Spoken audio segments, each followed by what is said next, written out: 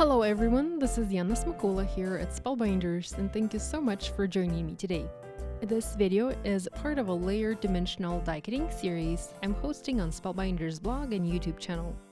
Once a month, I am sharing a card and video tutorial in the traditional Spellbinders style with lots of die cut layers and dimension. I'm back with another Christmas card idea, mixing and matching dies from several Spellbinders die sets. Similar to the previous holiday card I shared, by changing up the papers to non-Christmas, taking out the Christmas tree, and using a non-holiday sentiment, this card design can be easily adapted to any other season or occasion. In fact, here is a card I quickly put together using same dies and layout just to show you additional inspiration. Check out Spellbinders blog for more close-up photos and a detailed supply list for this project. So don't limit yourself to just one season. There are many different ways one design can be interpreted. I used the following dies to create the card I'm sharing in this video. Ho Ho Ho dies, Build a Stocking dies, Bicycle dies, Gossamer Knot Ensemble dies, Deck the Hole dies, and Hemstitch Rectangle dies. Okay, let's start working on this card. I'm going to begin by doing all of my die cutting first, and I'll assemble the card later. First, I'm using the two largest dies from the Hemstitch Rectangles to die cut a red panel with a beautiful decorative hemstitch edge. I just love this die design, and I feel you'll see me use it over and over again if you haven't already. I'm also going to emboss this, but by using the inner detail die only.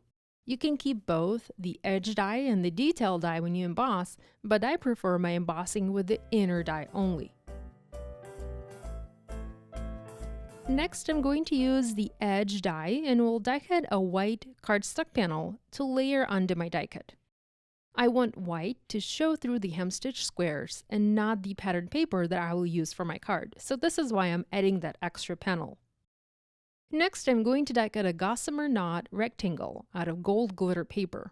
I absolutely adore this die, and even though it wasn't designed as a holiday one, it works wonderfully for Christmas projects. Now keep in mind, this is a very detailed die, so you might need to cut it several times just to make sure it cut everything perfectly. If you cut this element out of any other paper, you can also emboss the outer edge. It will add a nice detail to this piece. But there's no point embossing this glitter die cut, as the embossing just won't be noticeable enough on the glitter paper. Next, I'm die cutting a bicycle for my card. The inspiration for this project came from a photo I saw on Pinterest, and I'm sure you've all seen it too. A car or a little truck with a Christmas tree on its roof. I wanted to do something similar, so I decided to use this bicycle die instead. I'm cutting it out twice. Once out of white paper and once out of gold foil cardstock, and I'll later adhere the two together and will offset them slightly to have a little shadow to my image. Another element I need for this card is, of course, the Christmas tree. I'm going to use a tree from the Deck the Hall set, and I'm cutting it out of white glitter paper. This die will also cut little gifts and a star on the top of the tree. I do not need those elements, so I'm going to trim them off with scissors. We have just a few more pieces to cut. I'm cutting a little bow out of red cardstock. This will go on the top of the bike, and I also need to cut the word joy from the Ho Ho Ho die set. I'm cutting this one out of red cardstock that has been adhered onto fun foam, and there's also a double-sided sticky sheet on the back of the fun foam to make it easier to adhere the die cut word in place. I like to use scrapbook adhesive sheets or stick-it adhesive sheets when I need to adhere cardstock to fun foam and add a sticker to my die cuts. Okay, so now that all of our die cut elements are ready, it's time to put the card together. I've already created a card base for my project. It measures 5 1/4 and 6.5 inches. I also have a sheet of red cardstock and a patterned paper sheet, and I'm going to adhere those together and will adhere them onto the card. Next, I'm going to adhere the red hemstitch panel onto white panel so that white shows through the hemstitch detail and not the red patterned paper. I'm going to foam mount this onto the card. Next, I'm going to foam mount the gold glitter die cut, and this one is a little bit tricky. Because this element is so delicate, I can only add foam adhesive along the sides. But if I do that, the inside doesn't remain popped up, so I also need to add adhesive somewhere on the inside. And I can do that if I have something on the front of my die cut to hide the adhesive. So I'm going to foam mount the bicycle first, and that will tell me where I can add foam adhesive to have the gold glitter die cut popped up.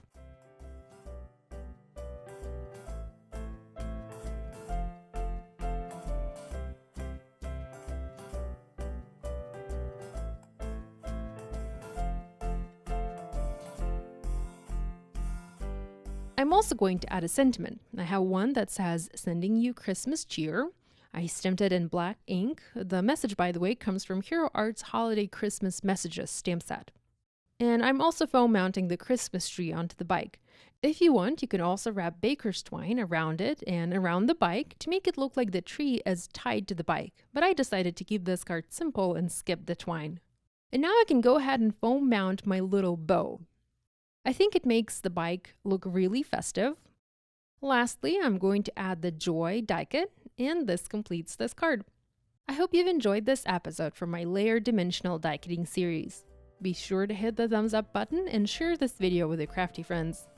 If you have any questions about this card, please leave them in the comments section below, and be sure to subscribe to Spellbinders YouTube channel for more education and inspiration. Thanks for watching. I will see you next time. Bye!